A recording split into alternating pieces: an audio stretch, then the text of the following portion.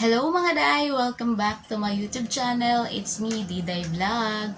So for today's video ay isi-share ko sa inyo yung mga nagiging karanasan ko sa tindahan. So noong mga nakaraang linggo guys, ay muntik na po talaga akong ma-scam, mapikian ng 1,000 pera, ng 1,000 na pera. Kasi guys, hindi alam ng tao na yon, hindi alam ng scam sana sa akin na marunong po talaga akong tumingin ng pera. Pero muntik na po talaga akong ma-scam. Kasi alam nyo guys, ganito kasi yung nangyayari. Sabado kasi yun guys. So pagkagising ko ay binuksan ko kaagad yung tindahan. Pero mga bandang alas 7 na yun kasi minsan talaga, lalo na ngayon nabuntis ako, napakatagal ko talagang gumising. And yung asawa ko is nagsamba kasi sa mga oras na yun. Kaya ako lang yung naiwan doon sa tindahan. Tapos guys, bandang mga alas 7, binuksan ko na yung tindahan namin. Tapos habang naghuhugas po ako ng plato, nagbabantay na rin at the same time. So ngayon, merong isang lalaki na bumaba, nakamotor siya, talagang hindi mo talaga siya mapagkamalang scammer talaga siya. So naka-jacket pa siya, pero lahat ng suot niya itom, naka-bag siya ng itom, lang siya naka-helmet, tapos naka-jacket, naka-shorts ng black, basta black lahat ng suot niya.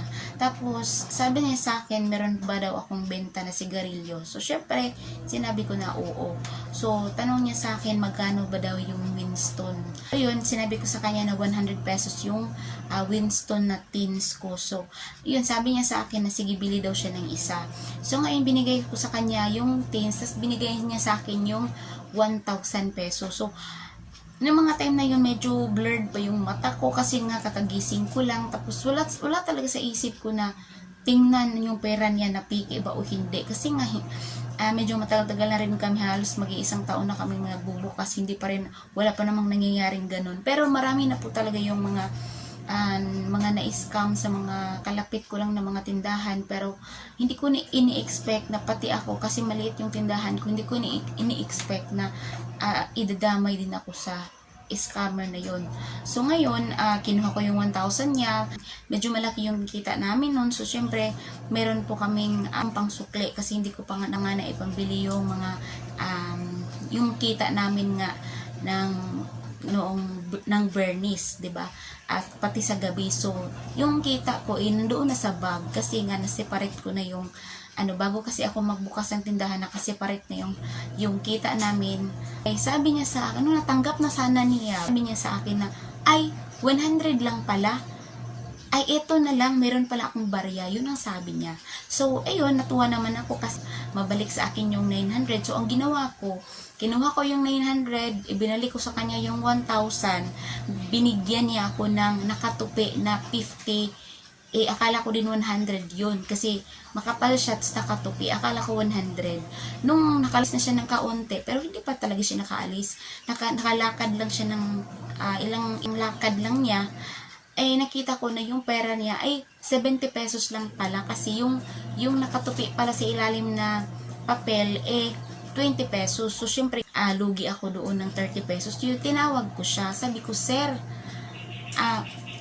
kasi sir, kulang kasi yung pera mo. Sabi ko sa kanya, kulang ng 30 pesos kasi 70 lang to. So, ang ginawa ng scammer na yun, ngumiti lang siya sa akin. Tapos, bumalik siya.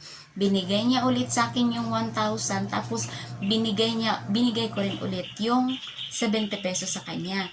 Tapos, ayan, pangiti-ngiti lang siya. So, yung 900 na isinukli ko sana sa kanya kanina, so ibinigay ko na naman ulit sa kanya. Tapos, dahan-dahan na siyang paalis. Ngayon, bigla akong natauhan na hawak ko na yung 1,000. Pagtingin ko, piki pala. So, yun, tinawag ko siya, mabuti na lang at hindi ako binarel, or mabuti na lang at lumingon siya, hindi pa siya nakasakay sa motor niya. Pagtingin niya sa akin ko, sir, halika nga dito, sir. Pinalapit ko siya sa akin. Tapos sabi ko sa kanya, sir, alanganin yung pera mo, meron ka bang ibang pera dyan? Ayun, mabuti na lang at pero alam niyo ba guys, ano ang reaksyon niya? Ngumiti lang siya sa akin, tapos sabi niya sorry. Binigay niya sa akin yung 900, ibinigay ko sa kanya yung 1,000 niyang piki. Tapos bigla siyang umalis. Bigay din niya sa akin pati yung Winston. Tapos umalis siya humarurot siya, tapos bigla na siyang umalis na siya ng hindi na bumalik.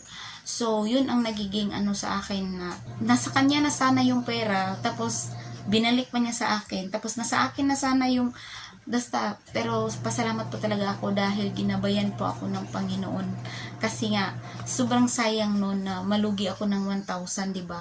Na makatanggap ako ng peke, tapos mawalan ako ng isang kahang sigarilyo, tapos nawalan pa ako ng 900 pesos sa total na 1,000. So, kaya nga, simula nung nangyari yung incident na yon, nag-iingat na po talaga ako.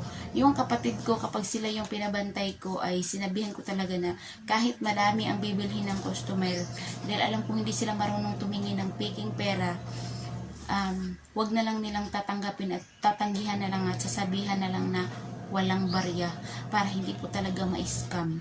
No, kasi hindi ko talaga ini-expect na kahit napakaliit ng tindahan ko, lulukuhin pa rin pala ako ng kung gusto palang i-scam talaga kahit napakaliit ng tindahan ko. At yun nga, hindi ko siya mamukhaan kapag wala siyang helmet, kasi may helmet siya eh. Tapos, dahil doon, naisipan kong bumili ng CCTV. Kasi hanggang ngayon, wala pang CCTV yung tindahan ko. Kasi nga, marami pa rin kasi akong pina-priority. Meron pa akong binabayaran na istante. Kaya hindi ko pa magawang magbili ng CCTV. Pero darating po talaga yung panahon na yun na bibili po ako ng CCTV. So, ayun lamang guys, sana meron kayong natutunan sa video ko na ito at nagustuhan niyo rin sana. At kung hindi ka pa nakasubscribe sa aking YouTube channel, please don't forget to like, share, and subscribe para makatulong na rin sa aking channel na ma-hit ko yung requirements ni YouTube. So maraming salamat sa panonood. Bye!